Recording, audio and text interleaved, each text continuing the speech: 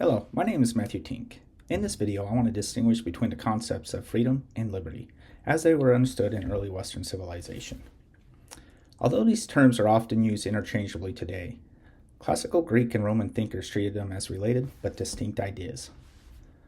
Understanding the differences helped clarify how early political thought approached citizenship, law, and immoral life. In modern usage, freedom and liberty are frequently treated as the same. However, that assumption can obscure important historical differences. Historians of political thought have emphasized that political concepts change over time. And when we read ancient sources using modern definitions, we risk misunderstanding them. In early Western civilization, liberty usually referred to a political or legal condition, while freedom described a lived or moral condition. In classical political thought, liberty was closely tied to citizenship and participation in public life.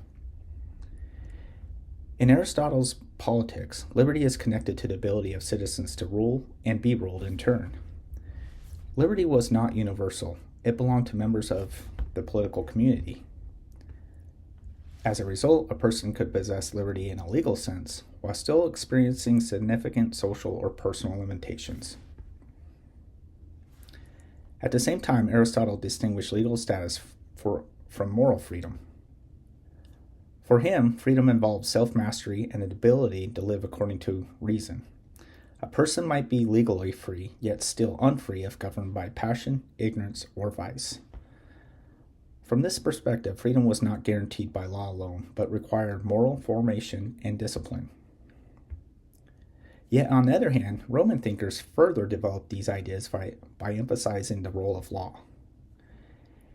On the Republic, Cicero argues that liberty depends on living under law rather than the arbitrary will of another.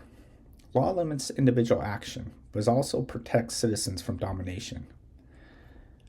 For Cicero, law does not undermine liberty. It is a condition that makes liberty possible. This distinction between freedom and liberty helps explain how ancient societies understood political life. As historians of Roman republics such as Harriet Flower have shown, liberty in Rome was a civic condition grounded in institutions, law, and public responsibility. Stability and order were seen as prerequisites for political liberty rather than obstacles. These classical ideas did not disappear with antiquity.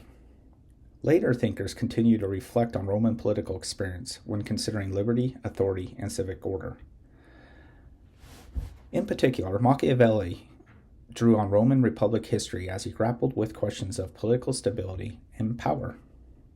Together, these differences clarify how early Western political thought balanced conduct and responsibility. In early Western civilization, liberty described a political status secured by law and citizenship, while freedom referred to a moral condition shaped by self-governance and virtue. Although these ideas were closely connected, ancient thinkers did not categorize them into a single concept. Recognizing the distinction allows us to read classical sources on their own terms and better understand how early political communities approached authority, citizenship, and the limits of political life. Thank you for watching.